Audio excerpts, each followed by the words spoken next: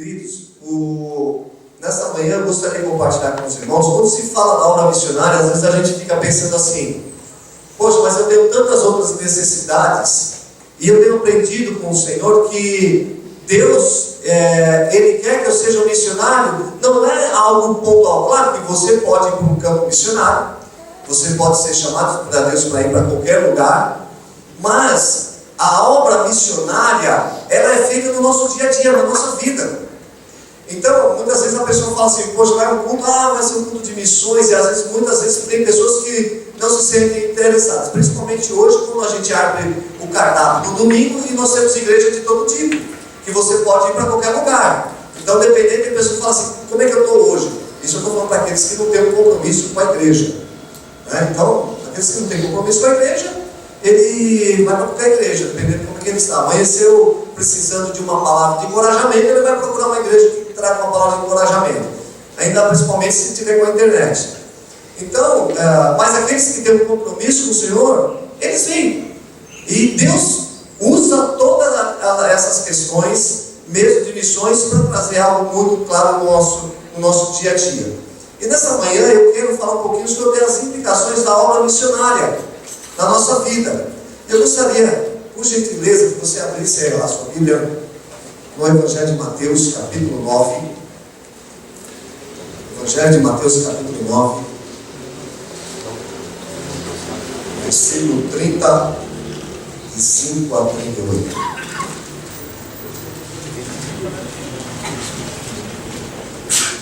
Evangelho de Mateus, capítulo 9, 35 a 38.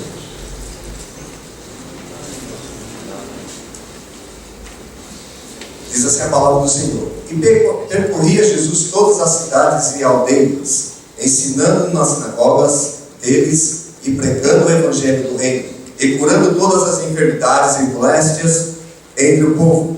E vendo as multidões, teve grande compaixão delas, porque andavam cansadas, desgarradas, como ovelha que não tem pastor. Então disse aos seus discípulos: a seara é realmente grande, mas poucos os ceifeiros. Rogai, pois, ao Senhor da seara que mande ceifeiros para a sua seara. Irmãos, os versos anteriores ao que acabamos de ler, que compreende o capítulo 8 e 9 também de Mateus, eles relatam um pouco da obra de Jesus, que Jesus realizava, pregando, curando, libertando dos oprimidos, demonstração do seu poder sobre a natureza, de potestades, o ensino, a convocação e o comissionamento. Nós podemos ver nesses capítulos anteriores. Nós podemos dizer que esses dois capítulos anteriores de Mateus, ele tem um fato material e compreensão sobre a obra missional da igreja. Mais do que isso, eles nos fazem compreender a ação, a natureza e a ação e o modelo de missões do ministério de Jesus. Aqui ele traz algo muito claro para nós sobre isso. No capítulo 9, no versículo 35 a 38, nós vamos extrair alguns ensinos sobre a implicação da obra missionária.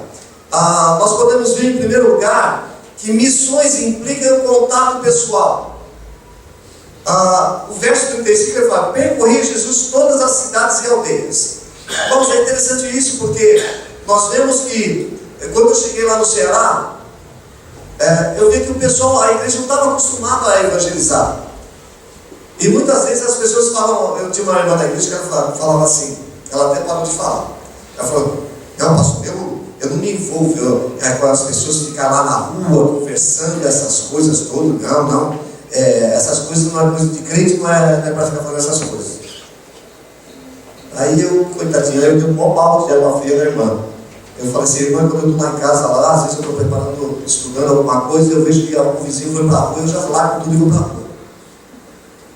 Eu falei: eu vou fofoca santa. Eu vou me aproximar das pessoas. Jesus, quando você olha Jesus, ele estava sempre no meio de quem? De publicanos, de pecadores, prostitutas, ele estava no meio do povo.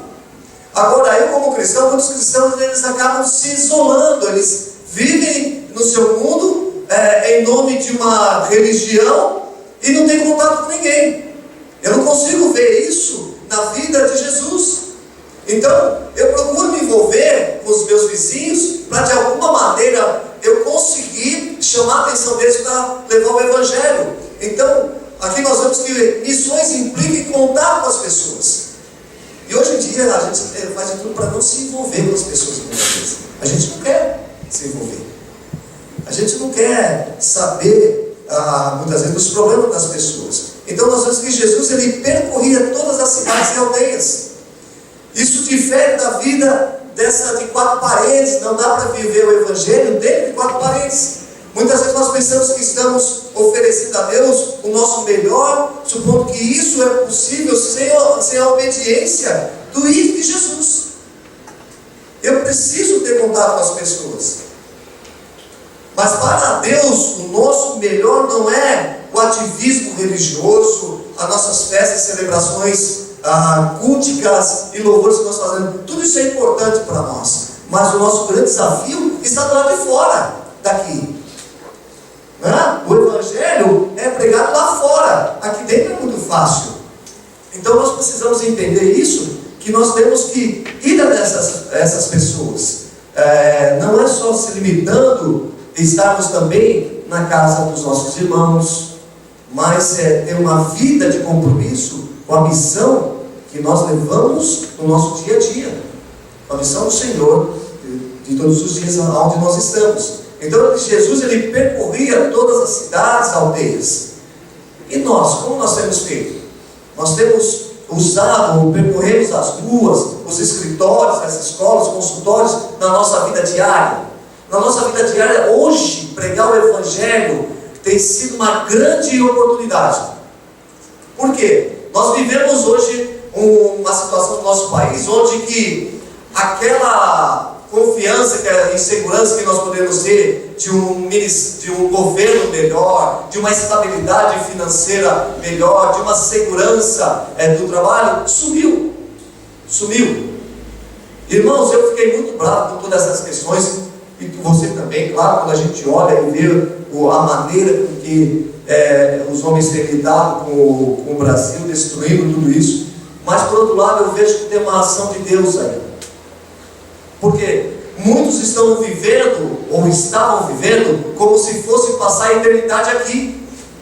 Vivendo como se fosse passar a eternidade aqui. Conquistando, fazendo, tendo as coisas. E veja, não há problema nenhum em conquistar, em fazer uma MBA, fazer o que for, estudar mais, se preparar melhor, conquistar, ter essas coisas. Tudo isso é importante. Mas a questão é quando eu coloco o meu coração nessas coisas.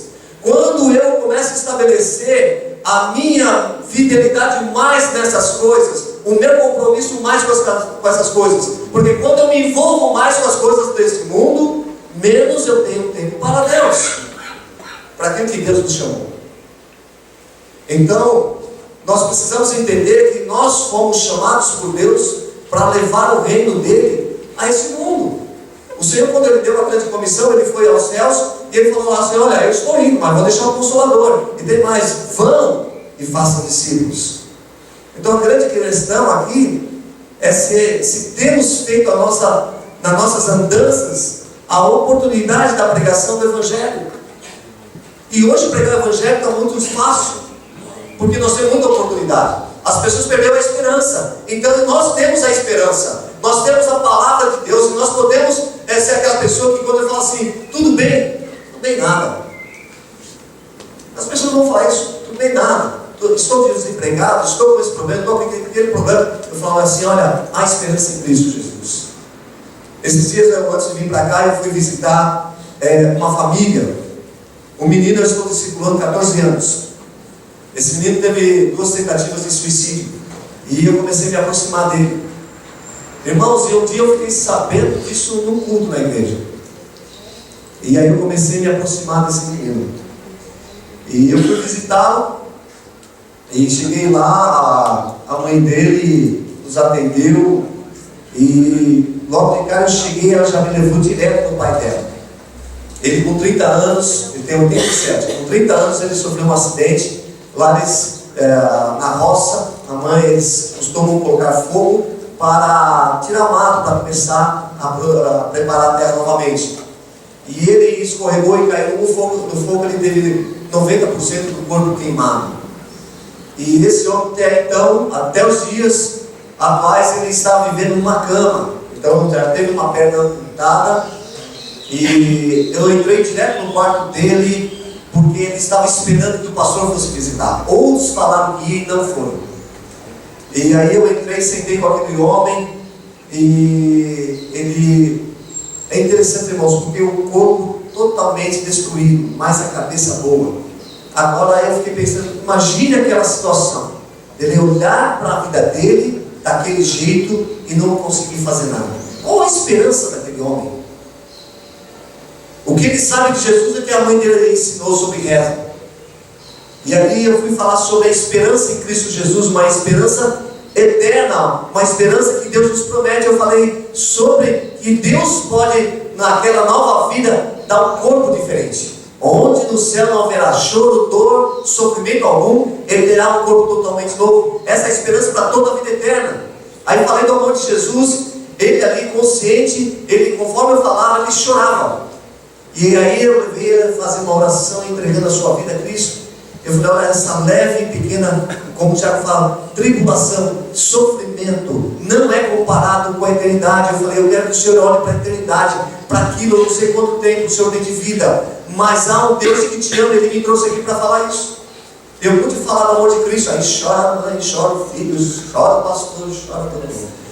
Aí foi o céu na terra, de poder abençoar aquele homem. Aquela mulher também, católica, ela ia na igreja para levar o filho. Eu não sabia disso.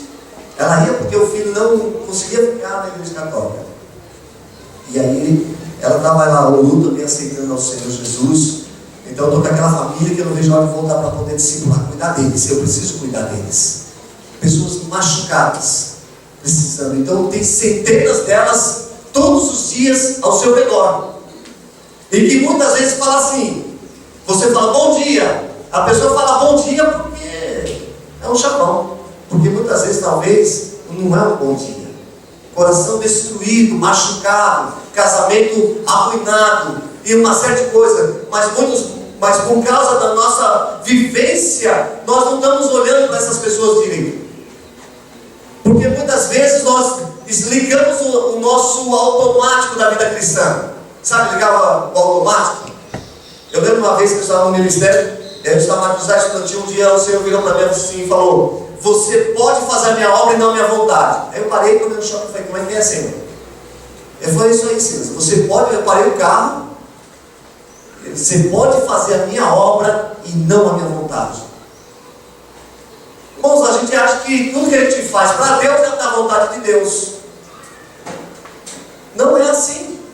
Nós precisamos estar todo dia tendo um relacionamento com o Senhor, porque quando nós temos um relacionamento com o Senhor, Ele comanda a nossa vida, Ele vai nos colocar em contato com pessoas das quais elas precisam ouvir que há esperança em Cristo Jesus.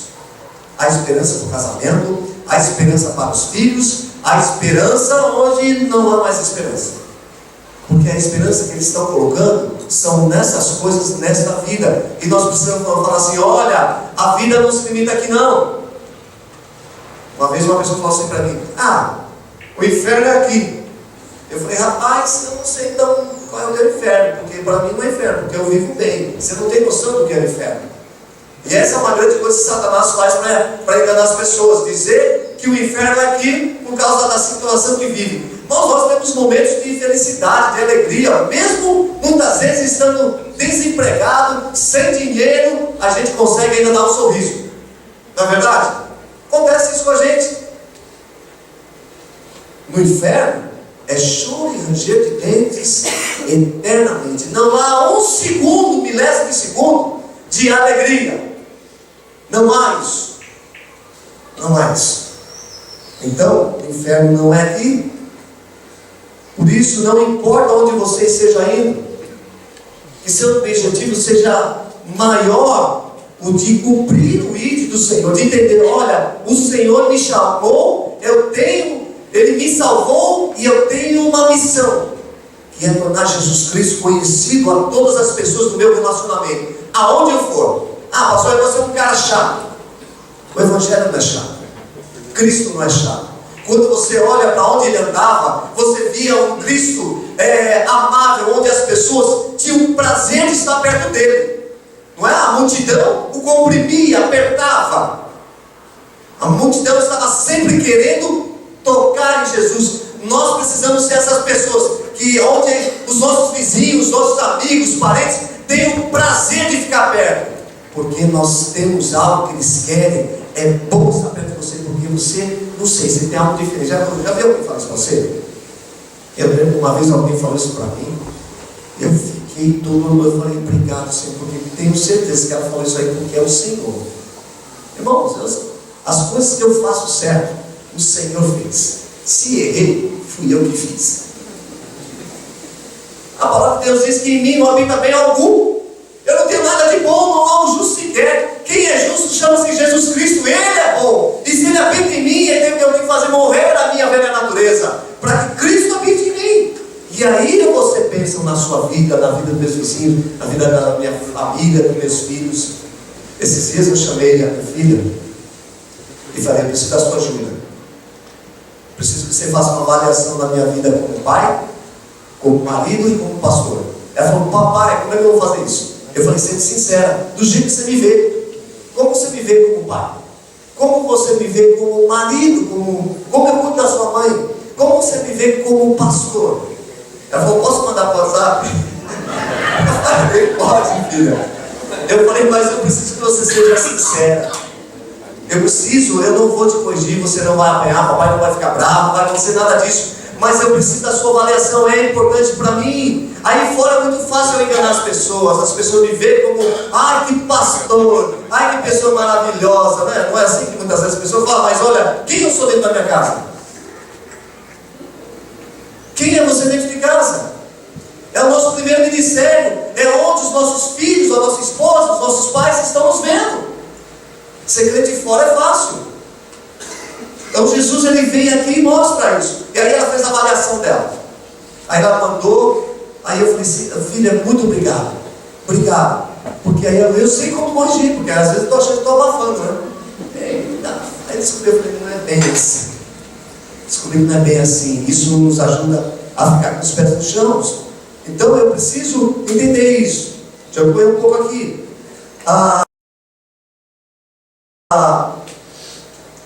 Segundo lugar, Jesus ele percorria ensinando nas sinagogas deles. Não se pode realizar missões sem o ensino da palavra de Deus. Muitos compreendem a obra missionária como algo que se possa realizar através de espetáculos, de show de todo tipo. Esses recursos eles são apenas atrativos, servem para chamar até a atenção do povo, isso é bacana, mas não transformam a mente das pessoas, não transformam o coração das pessoas, não transformam o coração, ou o caráter. O que transforma coração, caráter e mente é a palavra de Deus. O problema é que muitas vezes as pessoas não querem a palavra de Deus. Querem um evento bacana, um evento legal. Tem uma igreja lá em Juazeiro que é mó barato, que eles fazem muitos eventos. Eles fazem cruzadas e tudo mais. É o jeitão deles, e Deus sabe. Mas eu não vejo falar sobre a cruz de Cristo. Não vejo falar sobre pecado. Devemos fazer da simplicidade de Jesus o nosso método de trabalho. Jesus ele estava com as pessoas, ele ministrava de uma maneira tranquila com as pessoas.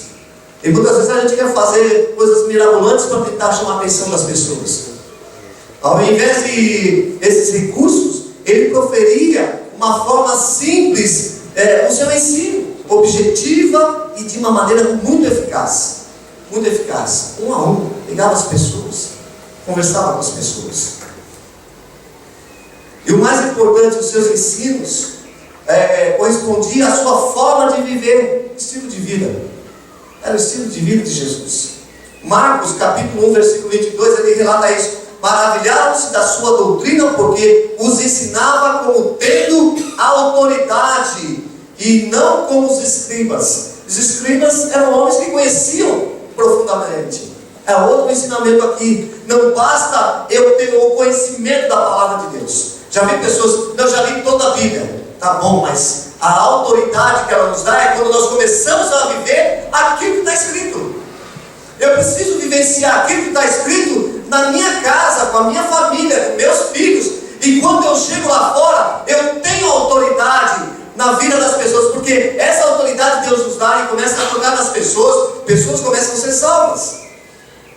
Transmitir o conhecimento de Deus deve ser então a finalidade da igreja, a finalidade minha como cristão. Esse conhecimento que transforma é as vidas, esse que nós precisamos, seja no templo, seja na EBD, aos domingos à noite ou durante a semana, seja na casa e até mesmo na rua, onde estiver. Eu lembro uma vez que eu estava em Santo André, uma pessoa parou e falou assim para mim: olha, alguém me falou aqui no meu ouvido que você tem algo para me dar. Ixi, eu não tinha entendido nada. Foi aquele momento que eu tinha sei lá, eu apaguei alguma coisa. Eu falei assim: como é que é? Aí o Senhor falou assim, eu falei para ele: ah, Senhor, desculpa, eu tenho sim, Jesus te ama. Aí comecei a evangelizar para o meio da rua. Agora, meu irmão, se eu não estiver antenado, se eu não estiver conectado na videira verdadeira, que é Jesus Cristo, como é que eu vou poder falar para o homem? Se fosse outra coisa, eu falei: não tenho nada, não, estou duro, rapaz. Basta. Se eu não tenho uma relação íntima com Deus, um relacionamento verdadeiro, o cara encostou, eu vou falar assim: dá licença. Agora, quando nós estamos antenados, os olhos da gente ficam atentos, ouvidos atentos, para aquilo que eu vou até o olho de alguém lá do trabalho, podemos conversar? Então você vai ficar legal, o que está acontecendo? Entendeu? O Espírito começa a ministrar, e esse chamar para perto, para conversar ali, Deus começa a fazer coisas, Deus vai começar a te usar, vai começar a acontecer coisas, as pessoas vão começar a querer ficar perto de você. Perto de você. Terceiro, Jesus percorria, segura o relógio aí, gente. Jesus percorria pregando o Evangelho do Reino. Jesus tinha uma mensagem para pregar. A sua pregação era o Evangelho do Reino. Não era uma mensagem qualquer, era o Evangelho do Reino, mas as boas novas da salvação. Hoje existe muito evangelho, né? Da prosperidade, o triunfalista, o milagreiro, o de autoajuda, centenas. Eu cheguei na igreja lá e fiquei reparando quando eu assumi a igreja lá. Olhava os tipos de louvores, aí eu falei: irmãos, o culto é para quem? Aí, assim, eu falei: irmãos, o culto é para quem? Eu vim aqui para quê? Aí o irmão respondeu lá: para adorar a Deus. Eu falei: ok, então difícil cantar essa música. Eu quero de volta o que é meu. Primeiro, se Deus não me dá o de volta o que é meu, eu estou perdido. O inferno é meu, o pecado é meu. Se vira, rapaz. Eu não quero nada disso, não. O culto é para Deus. Nós vemos aqui para glorificar, independente da minha situação. A Bíblia não fala: você vai para cultuar a Deus quando você estiver feliz, quando você estiver bem. Aí você vai cultuar a Deus. Não, eu cultuo a Deus independente do meu estado, independente se eu tenho dinheiro ou não tenho, independente se eu estou com dinheiro ou não, independente se eu estou empregado ou não. Eu venho para adorá-lo, porque Ele é digno da nossa adoração, independente da nossa situação. Então o culto é para Deus, então eu tenho que vir aqui para glorificá-lo. Então eu tive que mudar, porque os cultos hoje muitas vezes são de autoajuda. Então, muitos propagam o evangelho também politicamente correto, adaptado, atenuado, festivo, mas sem compromisso com o reino. Não tem compromisso com o Evangelho do Reino.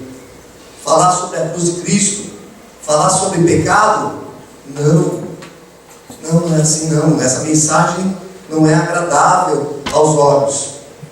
Jesus, no entanto, ele pregava o Evangelho do Reino, o poder de Deus para a salvação de todo aquele que crê. Ele pregava sobre o arrependimento. O Evangelho começa com arrependimento. Quando eu me converto, eu falo assim: eu estou arrependido da maneira vazia que eu estou vivendo. Eu quero viver a vida que o Senhor tem para mim. É a morte do ego, é morrer para nós mesmos. A pregação começa, do Evangelho do Reino começa com arrependimento. Em quarto, Jesus percorria curando todas as enfermidades, moléstias entre o povo. Embora tendo um alvo, o resgate do perdido, Jesus sentia-se profundamente tocado pelo sofrimento humano. É outra coisa que Jesus fazia isso, sobre a injustiça, preconceitos, fome, opressão espiritual, doenças. Ele ensinou a justiça, multiplicou pães, falou com os samaritanos, cuidou dos machucados, tocou em leprosos, curou até no sábado. Jesus, ele comeu com pecadores, demonstrou que o seu evangelho contempla o homem de uma maneira integral. Você não dá para pregar o evangelho quando alguém está com fome. Não dá. Nós precisamos saciar primeiro a fome humana, a pessoa, aquele momento que ela está passando, e depois pregamos Jesus, ele estava aí com essas pessoas. A missão primordial da igreja no mundo é anunciar o evangelho, mas ela deve também se preocupar com o bem-estar das pessoas. Eu preciso fazer alguma coisa pelas pessoas. Foi assim que Jesus agiu. E não havia como desassociar o evangelho da piedade. As pessoas precisavam, demonstrando amor até quando a pessoa fazia a coisa mais aberrante. A mulher surpreendida em adultério é levada pelas autoridades diante dele para tentar dar uma pegadinha em Jesus e fala: olha, a lei diz que ela deve ser apedrejada. O que o senhor disse? Jesus vai lá e começa a mexer na terra ali. Alguns acham que tinha algum significado. Jesus não está fazendo nada, só começou a mexer o dedo. Ele fala: olha, se alguém tem pecado, que não tem pecado, atira a primeira pedra. Do maior para o menor começaram a jogar pedra. Jesus vira e fala assim para a mulher: cadê os teus opositores? Senhor, se for, mulher, eu também não te condeno. Vai e não peques mais. O evangelho do reino é um evangelho que não leva a pessoa para o tacho, para o chão, para humilhar, mas ela levanta as pessoas que estão caídas. Nós precisamos levantar as pessoas que estão precisando ser levantadas. E muitas vezes não é só lá fora, não. Tem pessoas machucadas dentro da própria igreja, que já, por causa daquilo que ela fez, ou da vida que está levando, de uma vida de pecado, disfarçada de crente, precisando ser levantada. Esse é o evangelho que Jesus veio. Missões implica em visão e sentimento. Versículo 36. Andavam cansadas e desgarradas. Jesus teve uma visão real da multidão. Nós precisamos ter essa visão que Jesus tinha, uma visão real dessa multidão que está aí fora. O sentido de cansado é de esfoliar, tirar o couro. Significa afligir, molestar, preocupar, perturbar. Assim o povo estava sendo molestado, importunado, desorientado por aqueles que deveriam ser os seus mentores, na verdade, os seus mestres. Eles estavam sendo oprimidos pelos próprios mestres da lei. E o sentido de desgarrar é o de lançar para baixo, prostrar com bebida ou fermento mortal. Da ideia de alguém exausto, caído, ali ferido, referindo-se ao povo como uma ovelha, maltratadas, indefesas. O povo estava cansado, prostrado, sem esperança. Como é que está hoje? Não só a igreja do Senhor, mas o povo. Maltratado, sem esperança. Vai lá no sertão nordestino. Vai dar uma olhada lá. Como ovelha que não tem pastor. Aquela gente tinha liderança espiritual, mas seus líderes estavam falidos em sua religiosidade. Estavam falidos. O legalismo judaico era um fardo assim tão pesado que nem mesmo os próprios escribas e fariseus eles tinham condições de viver ali aquilo que eles colocavam. Então ali eles estavam esfoliando o povo, maltratando o povo já não aguentava mais aquela escravidão. E sobre tais líderes, Jesus afirma em Mateus 23:4: pois atam fardos pesados e difíceis de suportar, e os põe aos ombros dos homens. Eles, porém, nem com o dedo querem movê-los. Nós vemos que esse povo maltratado havia perdido a esperança.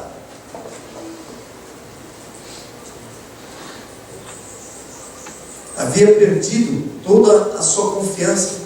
Estavam cansados do religiosismo. perdidos, sem rumo, como ovelha que não tem pastor. Irmão, saia daqui com os olhos do Senhor. Olhe para as pessoas, não ligue o seu automático. Vem na igreja, terminou o culto, vai embora. E agora, bom, agora minha vida, almoçar, tem coisa para fazer, trabalho, faculdade, amanhã preparar a agenda para a semana. Tá, ligou automático. Saia daqui olhando com os olhos de Deus. No relato do texto, encontro semelhança com a realidade atual. Não faltam igrejas, não faltam pastores, bispos, apóstolos e toda sorte de líderes que se dizem enviados de Deus para apacentar o povo. Mas mesmo diante do exposto, vem o que o povo continua perdido, sem esperança. Vem crente aí de igreja em igreja tentando procurar alguma coisa. Esperança da vida eterna, afligidos, esfoliados, roubados, feridos, gananciosos, olha, de toda sorte de males. E vem aí pastores, muitas vezes transvestidos de pastores, se intitulando. Aí você tem que trabalhar no coração da ovelha, porque fica ouvindo coisas que não tem nada a ver com o Evangelho. Jesus, ele envolveu-se emocionalmente com aquela gente, e vendo as multidões, teve grande compaixão dela. Compaixão, segundo o dicionário, significa sentimento de pesar que nos causa os males alheio, comiseração, piedade e dó. Um dos ensinos mais fascinantes é o da compaixão de Cristo para aqueles que sofrem. O mais fascinante. A Bíblia registra que em vários momentos o Senhor moveu-se de íntima compaixão. Ele se move de íntima compaixão. Foi o que aconteceu quando, ao entrar na cidade de Naim, aquela mãe encontrou com uma viúva chorando quando acompanhava o cortejo fúnebre do seu único filho. Ali Jesus é tomado dessa íntima compaixão. E vendo, em Lucas 7,13 fala, e vendo o Senhor, moveu-se de íntima compaixão por ela e disse: não chores. Posso afirmar que o coração de Jesus está cheio de íntima compaixão por nós.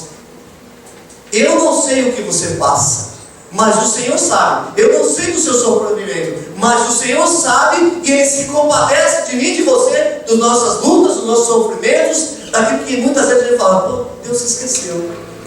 Deus, e aí, Deus, como é que eu faço?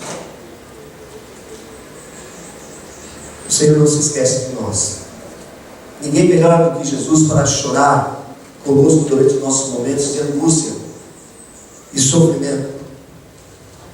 Irmãos, quantas vezes lá em Juazeiro, às vezes a gente tem, como missionários, pastores, a gente é tentado a ser triunfalistas, né? A dar resultados só maravilhosos, porque falar de coisa negativa nunca é agradável.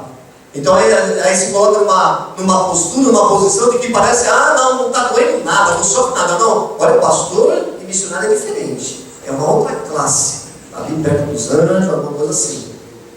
Eu lembro que teve dias que eu fui para o quarto, a Cláudia tinha ido para a igreja, para a secretaria, as crianças estavam na escola, e eu fui para o quarto, e aí comecei a chorar.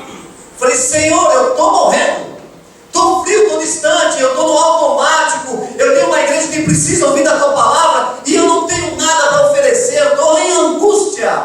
Me tira desse vale de chorar, de pedir: Senhor, traz de volta a alegria da salvação, porque foi para isso que eu fui salvo. Eu não fui salvo para viver uma vida cristã morna, frouxa, medíocre, hipócrita. Não quero viver isso. Então eu ali chorando no chão, meti a cara no chão e chorei. Falei: Senhor, eu não quero levantar daqui enquanto o Senhor não vier sobre mim. Muda o meu evangelho. Tira de mim o que está me atrapalhando, o que está pegando, Deus. Irmão, o esfriamento ele não acontece. Não vou mais na igreja. Hoje decidi ficar frio. A frieza espiritual não vem dessa maneira. É um pouquinho hoje, um pouquinho amanhã. Hoje não deu para fazer devocional. Amanhã também não. Hoje estava frio, amanhã está calor. Hoje estou ocupado. Nós levantamos correndo, dormimos apressado.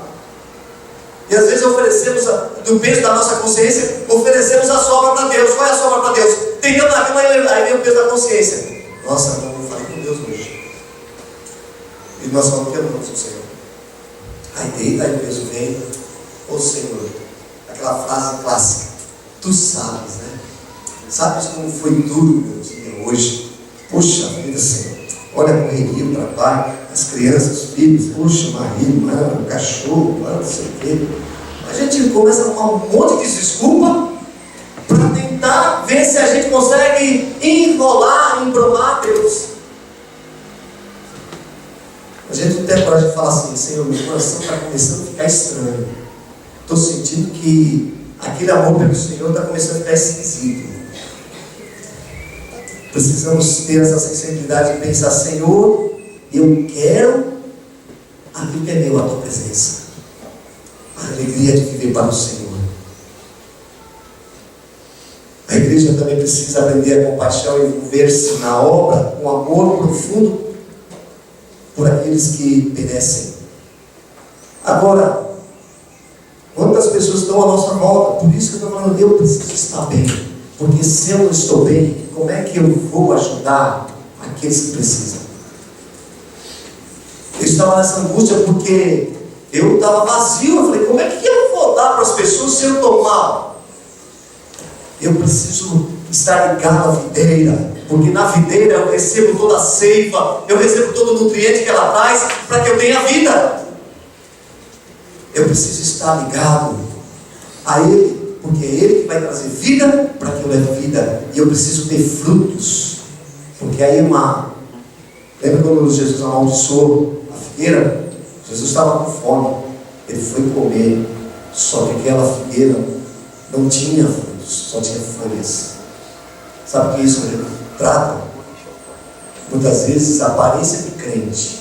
Você veio aqui essa manhã com cara de crente, botou a roupa de Deus, aí ele veio para a igreja, graça e paz, irmãos, aleluia, mas está tão frio que nem a friaca que está aqui compara a frieza do teu coração para Deus. Pessoas encostam e não vê fruto. Você não tem fruto para dar, porque está distante, não está ligado na videira verdadeira para frutificar. Por isso, irmãos, para a gente poder ser abençoadores, abençoar a minha família. Como é que eu vou abençoar minha esposa? Como é que eu vou cuidar da vida espiritual dela se eu não tenho nada para dar para ela? Na verdade, eu dou um sanguessuga tentando tirar dela um pouco que ela tem. Quando eu sou chamado a ser o sacerdote do meu lar, todos nós precisamos estar bem, porque nós temos um mundo mal aí fora, que precisam de pessoas para levar o Evangelho, para levar a vida. E terceiro, isso implica em oração. Verso 38. A obra tem suas carências, e Jesus ele reconhece muito bem isso. Ela carece de mais obreiros, por isso nós devemos orar. Entenda que Jesus ele não diz que precisamos de mais pastores, mais missionários, mais bispos, mais profetas. Não, mas de mais trabalhadores. É de trabalhadores. O povo não tinha falta de líderes religiosos lá, como escribas, mestres, sacerdotes, mas sim de gente que realmente estivesse comprometida com a obra de Deus. É isso que carece a obra. Infelizmente hoje, os títulos eclesiásticos já não retratam qualquer compromisso com o Evangelho genuinamente bíblico. Se chamarmos de pastor, bispo, evangelista, apóstolos, para muitos é uma questão de status e de poder. Pastor Jesus. Não é disso que Jesus está se retratando aqui. A obra ela carece, mas sim de fiéis homens e trabalhadores, pessoas realmente comprometidas com os valores do reino. Comprometidas com o valor do reino. Irmãos, você não permite que eu sofri lá com a igreja. Coisas básicas. Você viu o tamanho da igreja. Eu tinha dificuldade de conseguir pessoas para abrir a igreja. Abrir a porta da igreja. Eu poderia abrir. Os irmãos, quando eu assumi lá, fizeram assim, deram calhamaço de chave. Está aqui, pastor. A chave da igreja. Eu falei: irmão, bem, mas olha, eu não gostaria de ficar abrindo igreja e fechando igreja. Temos alguns irmãos que podem servir. Nem todo mundo na igreja é cabeça, senão seria um corpo estranho, né? Cada um tem uma função, pode ajudar. Olha, foi tempo para entender para a igreja. Coisa simples. Coisa simples. E aí a gente vê o compromisso. Falta de compromisso. Pastores de verdade que realmente apacente o povo, que chore pelas ovelhas, que as guie pelo caminho eterno, que cuide das suas feridas, que, se necessário, doe a sua vida, cuida delas.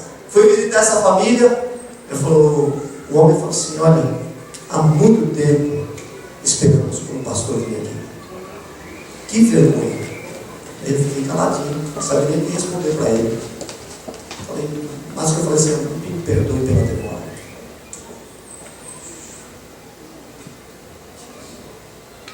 Veja que precisamos orar mais no sentido de que Deus levante pessoas realmente sérias, comprometidas com Ele, pessoas de valor que realmente se põem à disposição para trabalhar na obra por amor e fidelidade, não a uma liderança, não a um pastor, mas a Deus. Irmãos, porque se fizer qualquer trabalho, eu já vi pessoas que se machucam por alguma coisa. O pastor falou alguma coisa, não gostei, não vou lá na igreja. Aí Deus faz assim lá no céu. Não entendi. Você desentende e eu entro na fria?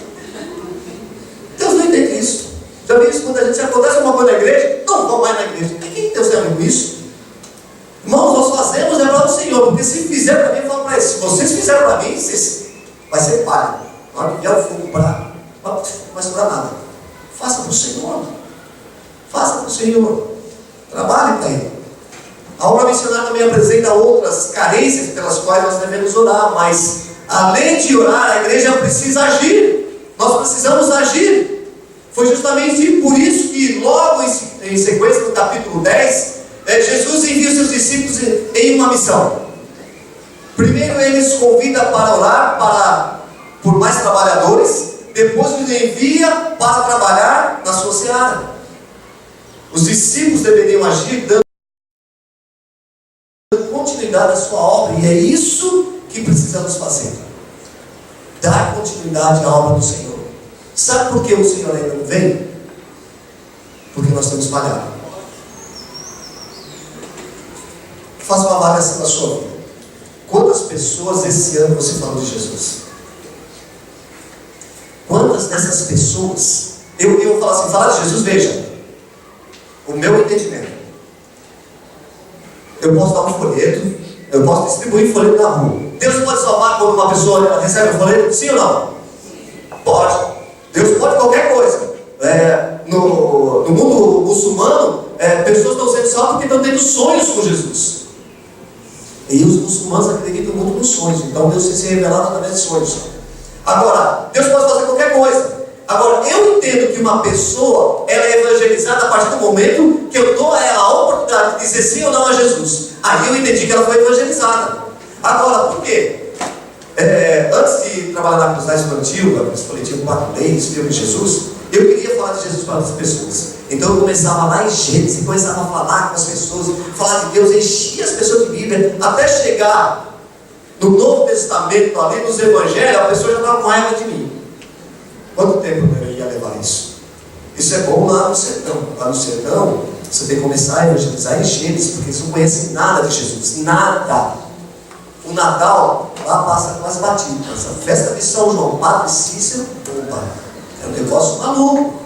Então lá é diferente. Lá você gasta 2h30 para pregar o Evangelho com uma pessoa, porque você tem que levar a entender. Falar quem é Jesus. Ela fala: não sei, aqui não mora não. Então não dá, você tem que começar lá em Gênesis. Agora aqui, nessa correria nossa, que nós estamos numa sociedade bastante conhecedora do Evangelho, você tem que pregar de maneira clara, que ela entenda, e que ela possa dizer sim ou não a Jesus. Essa é a minha maneira de compreender, de levar o Evangelho para as pessoas. Eu posso fazer qualquer outra coisa, mas eu preciso dar oportunidade para que ela possa entender e compreender. Concluindo, Concluo com as seguintes perguntas e gostaria que você baixasse sua cabeça, fechasse seus olhos por um instante e pensasse nisso que eu vou dizer para você refletir. Primeiro, como você tem agido diante das portas que Deus abre para você, seja na faculdade, na escola, no trabalho, na sua vizinhança, ou até mesmo na rua, aonde você for, restaurante, aonde você senta, um médico, que você vai na clínica fazer exame, como é que você tem agido diante dessas oportunidades? Eu sempre saio de manhã e pergunto para o Senhor, eu falei, Senhor, na verdade eu falo para o Senhor, prepara os encontros de hoje, que sejam encontros divinos, que sejam momentos onde eu vou poder falar, abençoar aqueles que estão precisando do Senhor. Você tem aproveitado bem as suas andanças para proclamar a salvação do Senhor? No seu dia a dia, veja, pregar o Evangelho não é algo só pontual, para um projeto missionário. Não é só isso, é importante, é muito bacana, e você está convidado lá para o Ceará. Mas é no seu dia a dia. Vida cristã é diária, dia a dia. Então, como é que você tem encarado isso? Você tem aproveitado bem essas oportunidades para proclamar o reino de Deus? Que tipo de visão você e a sua igreja tem desenvolvido sobre a obra missionária? A obra missionária. Que tipo de visão? Você tem sentimento? Você está sentimentalmente envolvido com a missão de Jesus? A missão que Jesus deu a você, na sua vida?